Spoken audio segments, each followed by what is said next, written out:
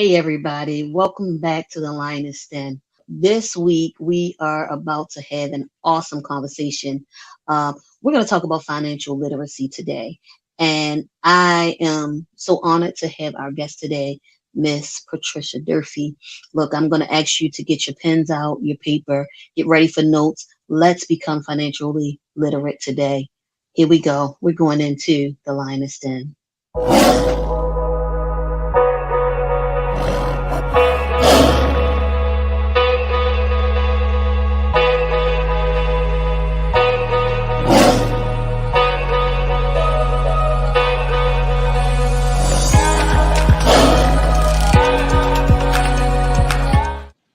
Hey everybody, welcome back. And without further ado, I want to introduce you to our special guest today, Miss Patricia Durphy. Hi, Aunt Pat. Good morning. Good morning. Look, guys, this is my aunt on my father's side, and I am so pleased that she chose to join us. Thank you. Before we start, thank you for just agreeing to be a part of this interview, a part of this conversation. And so, is there anything you want to say before we jump into it? Just thanks for the invitation. I love you, Lydia. Love you too. Thanks for the invitation, and I'm hoping that what we say today will help somebody. Somebody will be helped. As we jump into this, can we just do this definition of financial literacy? Can you share what financial literacy actually means with us? Okay, I'll give you my definition. Financial literacy is understanding or comprehending financial components and skills such as budgeting, investing, borrowing money, taxation, and just understanding your personal financial management. All of these skills grouped together will make you financially literate. So it's not a bad thing to be financially illiterate. It's a bad thing to be financially illiterate and not learn how to become literate in financial management. So the more you learn, the better you are at budgeting and managing your day-to-day finances. Absolutely. For someone who is still learning, a lot of times we think we're getting there and we kind of miss the mark, especially with the whole borrowing and taxation is a big one, so those things are major when it comes down to financial literacy. Why is this so important? Because a lot of people, we figure out we're going to catch up later. Mm-hmm. That's the thing. I'll catch it later, and later sometimes never comes. So why is being financially literate so important? It's important to be financially literate, to be prepared for all the, I'll say, specific financial roadblocks. We all face roadblocks in our finances. So the more we know up front, the better we know how to get through those roadblocks. So that's why it's important to be literate in finance. And in turn, it decreases the chances of you running into personal financial hardships. It's a way to get down that road without running into a roadblock and then not knowing what to do at all, and then making major financial decisions that could make or break you. So that's why it's important to understand the different components of what makes up your money, how you spend it, how you earn it, and then in turn, learn how to invest it and save it for the future. I think a lot of times we live day to day, paycheck to paycheck, and we never prepare for the future. So, and especially if you have children, you have to, you don't have a choice. You have to prepare for the future, and you have to prepare them for the future. You can teach financial literacy as soon as a child knows what a dollar is or what a quarter is. It begins when they're small. It begins with all of us when some of us miss the mark. But I think breaking generational curses will help us in turn bring the next generation along with us as we learn, help them to learn when they're young, so that when they become old and have to manage their finances on their own, they have the skills and the coping mechanisms to do that. Absolutely. Let's see, when they're about one or less, sometimes they understand what a quarter is and a dollar. Well, they don't understand a quarter anymore because they want to know why you giving them a quarter. They Right. jump straight to the dollar now. So Right. They don't yeah, want change anymore. They want no, paper. They want they paper. want paper and paper only. As you know, I have one, and she's been talking about dollars. I know I can't remember her ever talking about a quarter. So Right. Right. it's so important. And in this day and age, even the Bible says that they're going to be wiser. Yeah. And we find out that the kids are so much wiser than we were, because we were kind of happy with a quarter. Yeah. Yeah. But they aren't. Yeah. They And a aren't. quarter back then doesn't get you what a quarter gets you today. Exactly. Major difference. Exactly. Yeah. So yeah. With that being said, I heard in your definition you talked about budgeting. Mhm. How important is learning how to budget? Because sometimes, if you're like me, I'm getting better. I'm going to Uh-huh. say that before I make this statement. You write a budget, and when you look at that budget following, sometimes it gets a little. At the beginning, it's a little tight Mhm. until you get in the routine. So, how important is it to have a budget? And I'm gonna throw one in here that's a part B. Um, what are the building blocks of a budget? Okay. Okay. You can't survive financially without a budget. It's impossible. A budget helps you to see, it's sort of like a mirror of your money. It helps you to see what's coming in and what's going out. If you have more going out than coming in, you have a problem. You have a problem. So a budget is a guide, and a budget only works if you stick to it.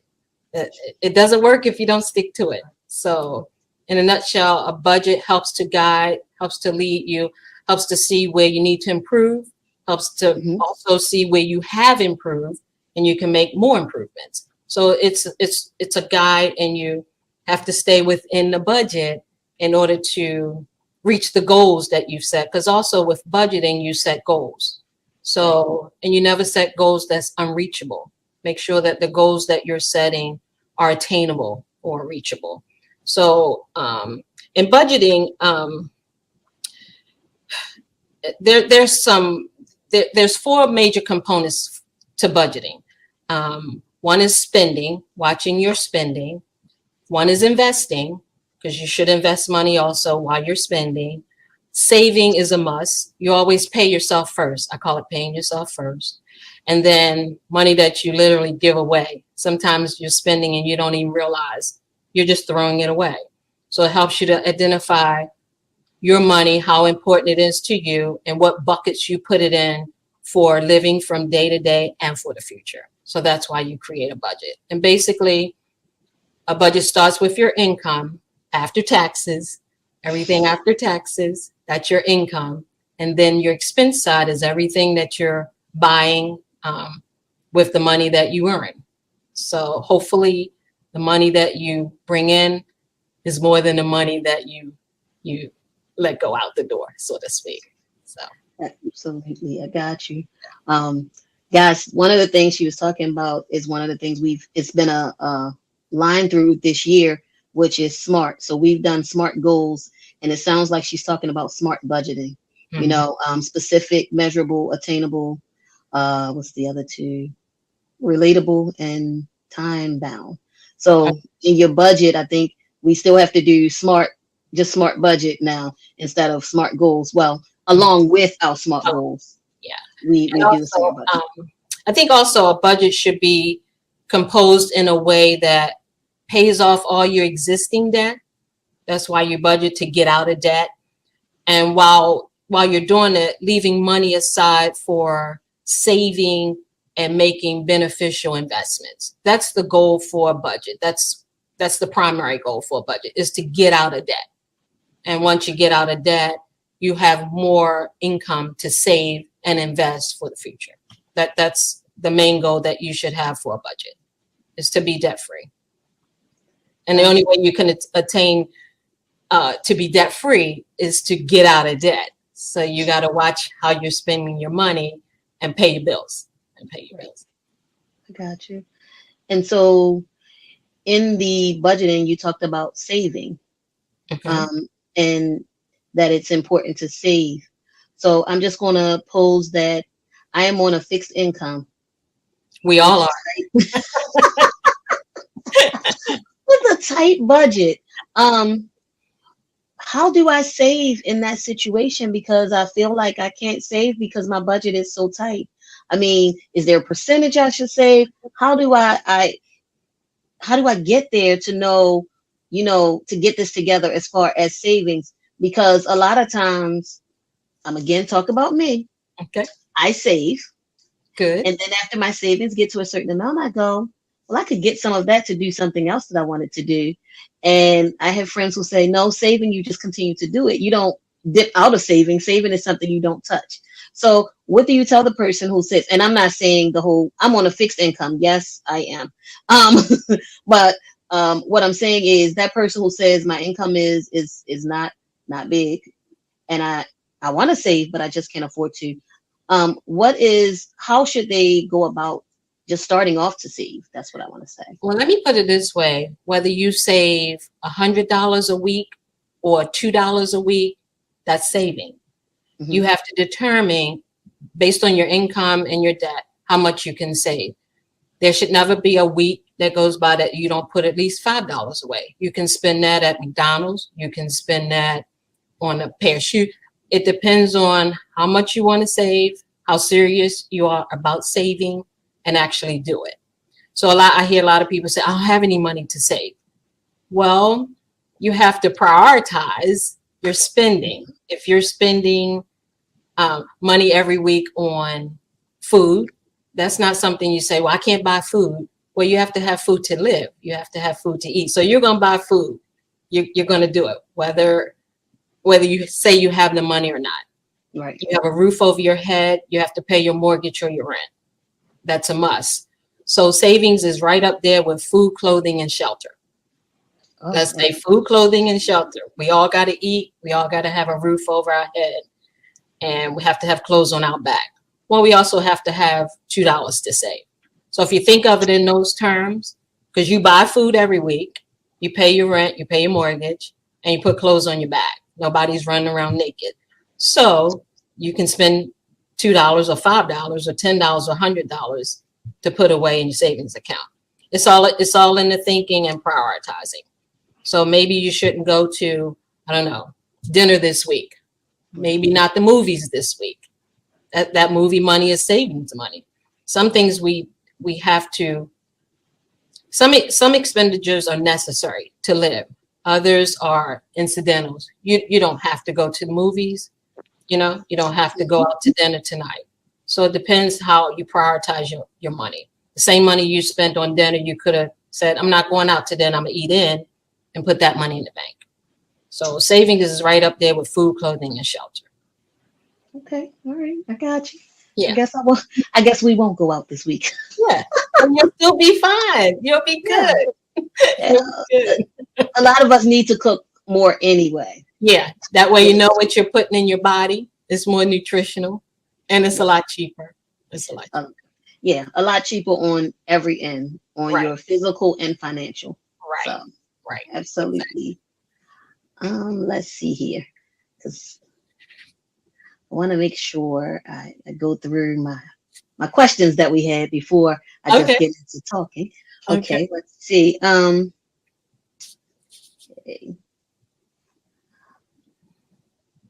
What is the best lesson that you taught your children about finances? Good question. I've taught both my kids that nothing is free and you're not entitled. Nothing is given to you. You work for everything you have.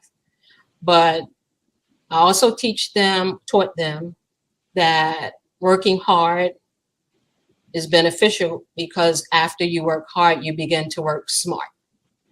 Then you don't work as hard because your money begins to work for you. So I think, it's a new generation. The generation now is way different from when I was growing up. So having a work ethic, realizing that if you don't work, you don't eat. If you don't work, you don't have a roof over your head. There's no safety net. You know, you have to make your own safety net. You have to make your own way in this world, period. Right. So money and spending money is part of that. So I think a work ethic is important. I think our generation, younger generation, needs to realize that working gets you what you want, and you're more appreciative when you work for it, when you earn it. And like I say, nothing is given to you. And I taught my kids that you're not entitled. You have to work, and you have to work hard. But as you work hard, then you begin to work smarter, because then your money starts working for you, and things get better. Things get better. With financial literacy, I'm going to pop back over to one of the questions we talked about. Okay. About saving. We talked about budgeting. I want to ask you about the importance of credit. And the reason I want to talk about that real quick, not a lot about it, but I do want to touch it because a lot of times we feel like if I don't have any credit cards, then I'm good. Then it's if I have too many credit cards, then it's bad. Is there a fine balance in having credit and maintaining it?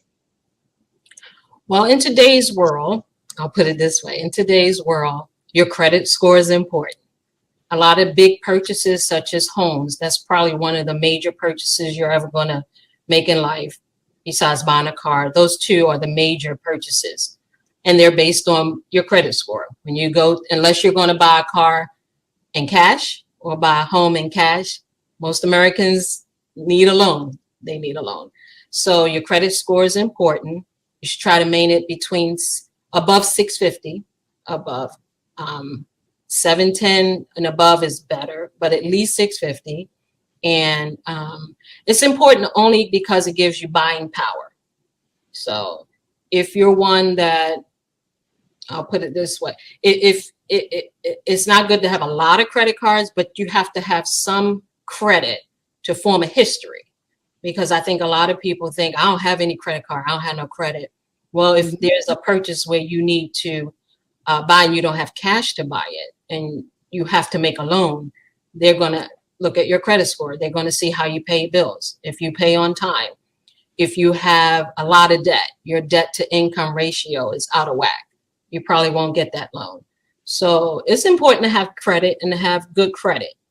But I don't say go overboard with 16 credit cards and you know, and max them out and spend.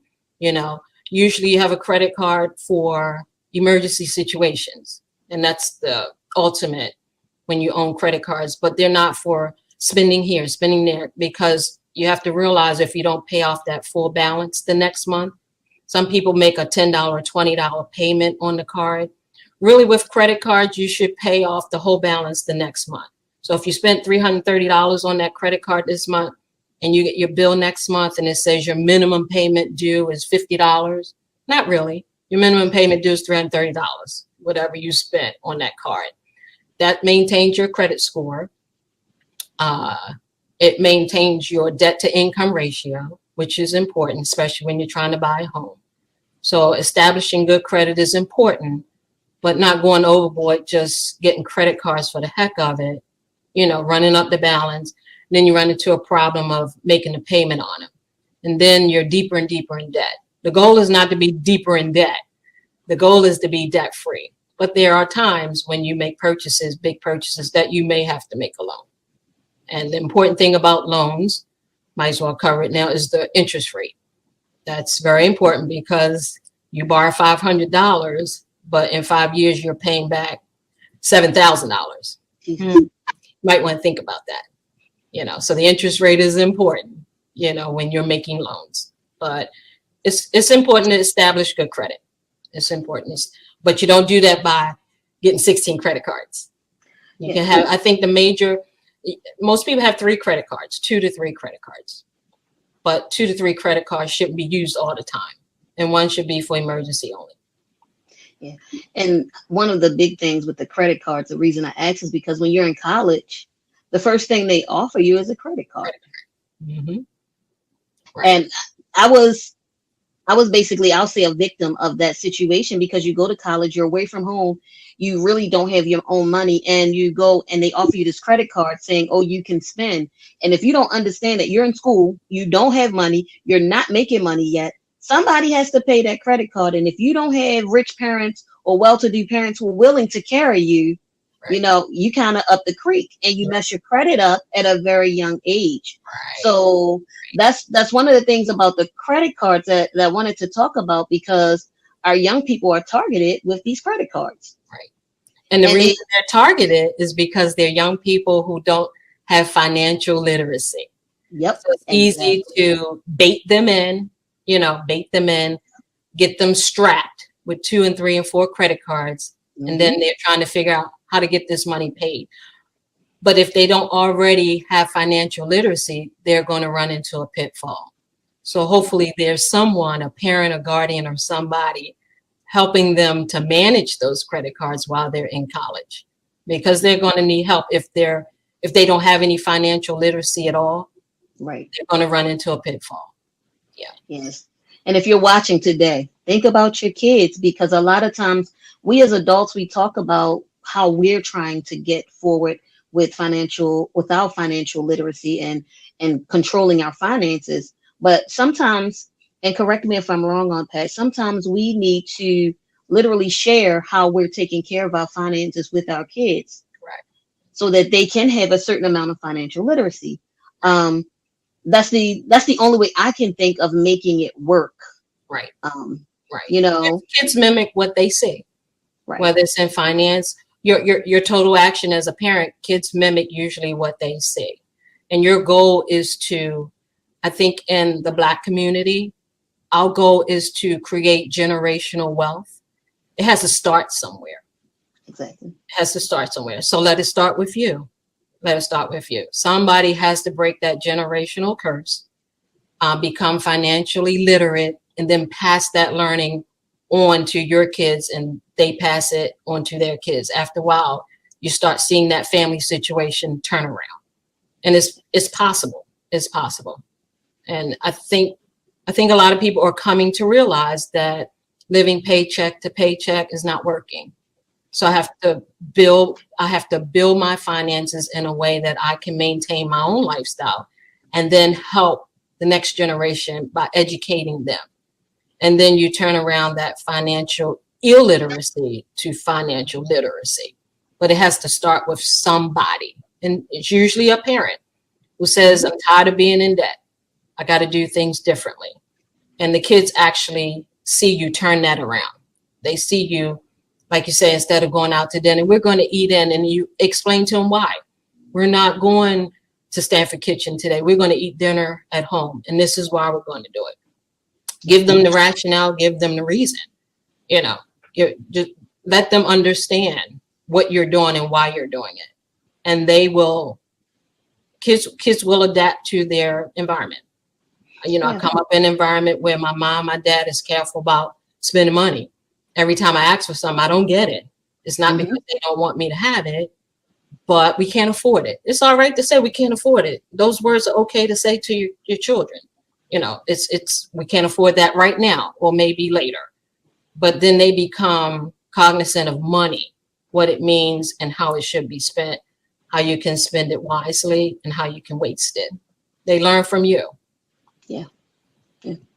And sometimes you can, I don't want to say bribe them, but you can teach them about savings through talking about vacation and different things like that. So we're making a sacrifice now because we Right, want a vacation during the summer, right, that type of thing, because it's really important that they get it now, that sometimes we have to make a sacrifice to get right, what we want. right. But once you become literate, you learn more so how to manage your money better. And then your Hmm. money works for you. Your money begins to work for you.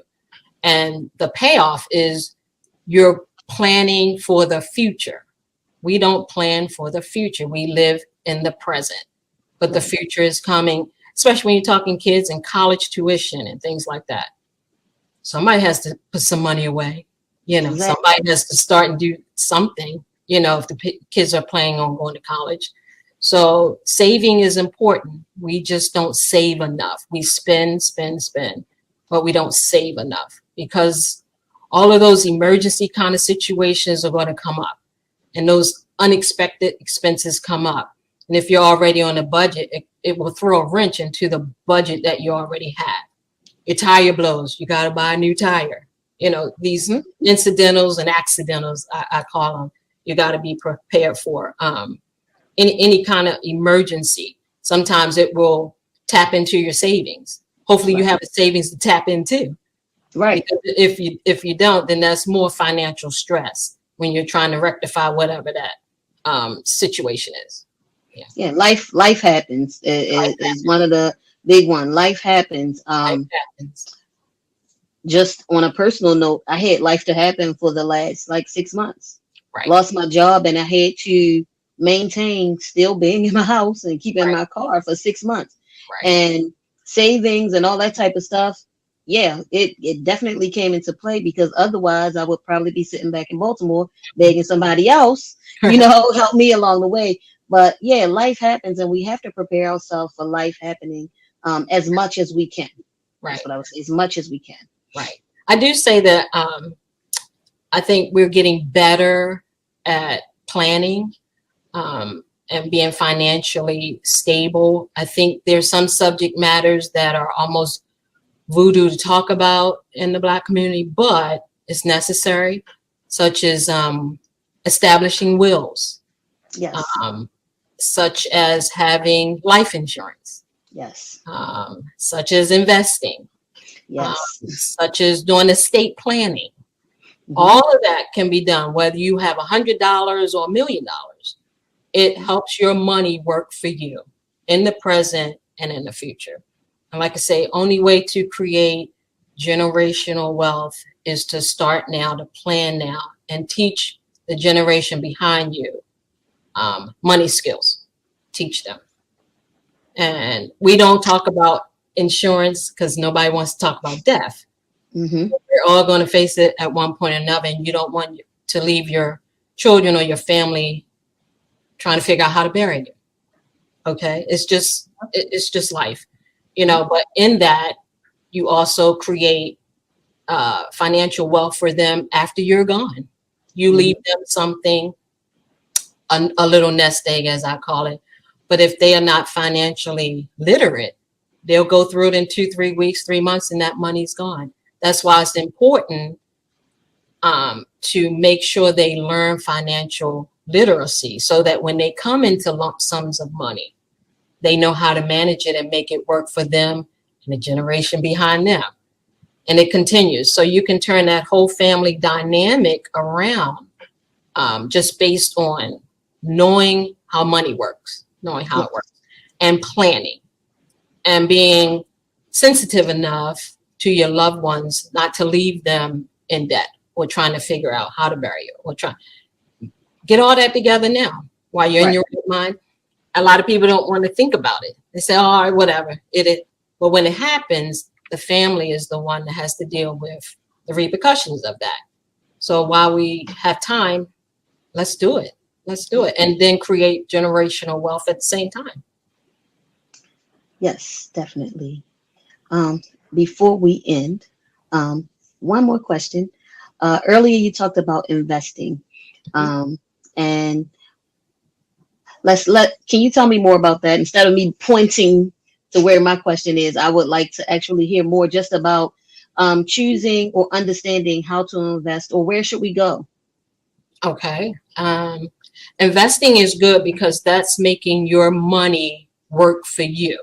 You work for it. In turn, you invest it to work for you long term. There are short-term and long-term investments.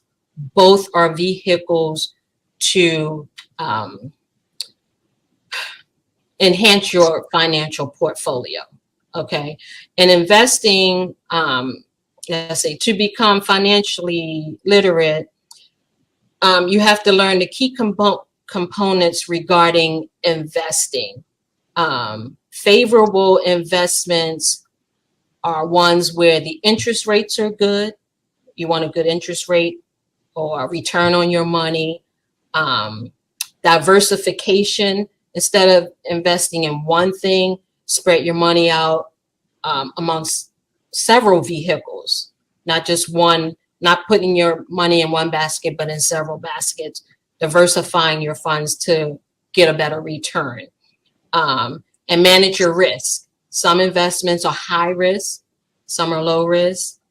Unless you have, unless you don't mind losing money, which I don't think nobody wants to lose any money. High risk investments are just what they are, high risk. I would say low to moderate when you're learning how to become financially literate. Learn the process, because there are all types of investments. There's so many out there. Mm-hmm. But the best thing to do, and a lot of people don't, but get with a financial planner, because of all of our incomes are different. All of our scenarios are different.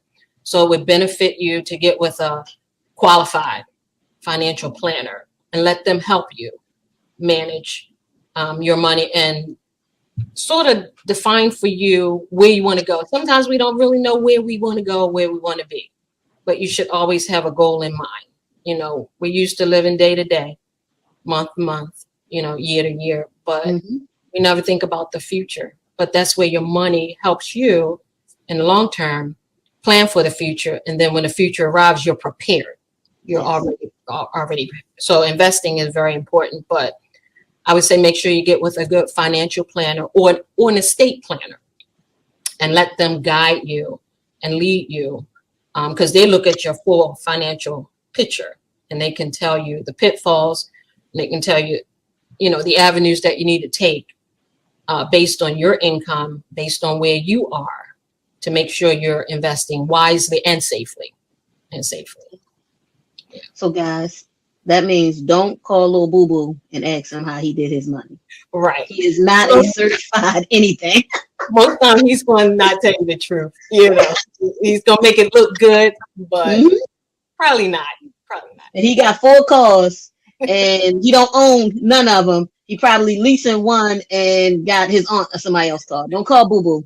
Boo boo ain't your, he's not your guy. Not your or guy. His name is not on the title of any of the right. Right. Right. Oh gosh. Pat, this has been really great. Believe it or not, we're already 35 minutes in. Okay. And so as we end, I would just love it if you could give the audience a inspirational message, just something to get us moving as far as our finances, just some advice. And it doesn't have to be detailed to any of your personal information, but some advice for older and younger people who are trying to figure it out. Sure. If you would. I would say just talking about money and earning money and living paycheck to paycheck. What I really want to say is I think we've come a long way with financial planning and money management. And I think if we can just pass on to the next generation what we've learned, it will help turn this thing around for generations to come. I think it has to start with us. I think we have to be willing to learn, willing to budget, willing to make mistakes, but then learn from the mistakes. And then after learning, pass on that teaching, pass on what you've learned to someone else to help them. But live within your means. Don't live beyond your means, but live within your means. And always realize that the money you earn, you've worked for it. And then in turn, you want it to work for you. I think that's breaking generational curses and helping us to prosper. I think we as a people need to prosper, and that's the way to do it.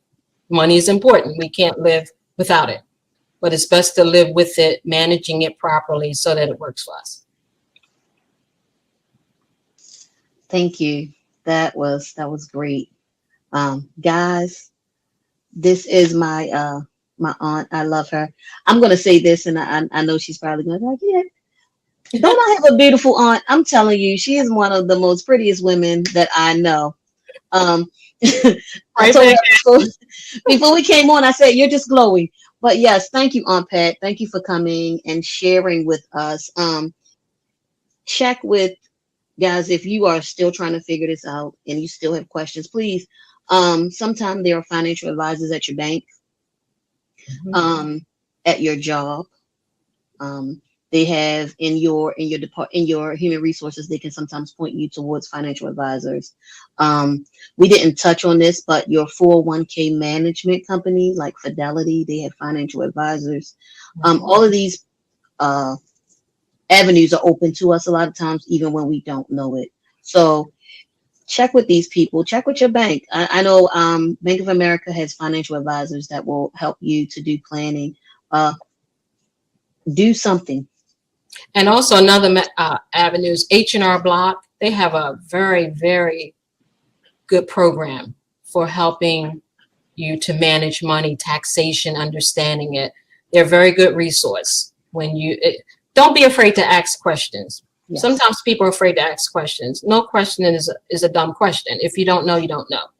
Ask. But they have a very good, they are a very good resource for helping you in financial planning and management. Yes. But the bottom line is don't sit around and do nothing. Correct. Doing nothing. They said either you fail to plan, or failing to plan is planning to fail. Correct. And basically that's what you're doing with your finances when you do nothing. You're planning to fail. And we are trying to raise a better next generation. Correct. And the only way we can do it is to begin to plan. Right. Again, thank you, Aunt Pat, so much for coming. I appreciate you. The information that you shared with us today is life-changing. And so I thank you so much. Guys, as we end, I want to tell you that next month, October, is the Survival Series. We did that last year. We will continue this year. And our theme this year is Life Happens. So join us every Saturday in the month of October. We'll be having a live at 11 a.m. And then on October the 22nd, we'll be having a in-person one-day symposium. It is the first time we'll do the Survivor Series in person. And so I ask that you join us. Check the Lioness Den page. The link is there. Register, come out. Life happens. And sometimes we just need to discuss that life happens. So I ask that you come out on the 22nd and tune in every week, every Saturday in October, and let's talk about life happens and what we plan to do to make sure that we live even while life is happening. Thank you again. Oh, and one more announcement is that we will be having the mental health conference again this year on October the 15th. So please stay tuned. A lot is going on in the month of October. It always is for us. But stick with us, and I promise you something will help you and bless you. Again, thank you for joining us, and we'll see you next time. Bye, everybody. You're like a circle that floats around me, keeping me safe and sound. And when I fall, you tied a rope to me. You're blessing me every day. I was down with an illusion, like a sparrow with broken wings. But now I shine with your reflection on me. I'm getting back up on my feet. That you showed up was written in my palm. You are a statement, explode like a bomb. I get to push myself to victory. You make me winner. You cut me loose and set me free. You make me win in every way. You showed me how to spread my wings. Yes, I'm the winner of the day.